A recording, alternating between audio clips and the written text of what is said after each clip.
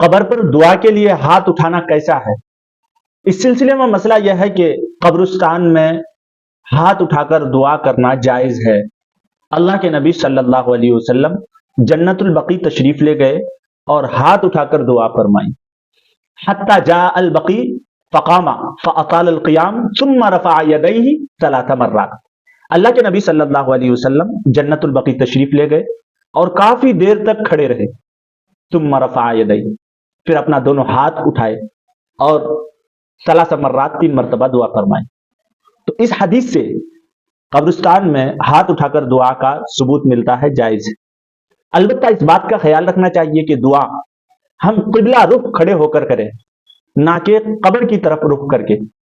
اگر ہم قبر کی طرف رخ کر کے کھڑے ہو کر دعا کرتے ہیں تو اس میں شبہ ہوتا ہے کہ مانگنے والا قبر سے مانگ رہا ہو۔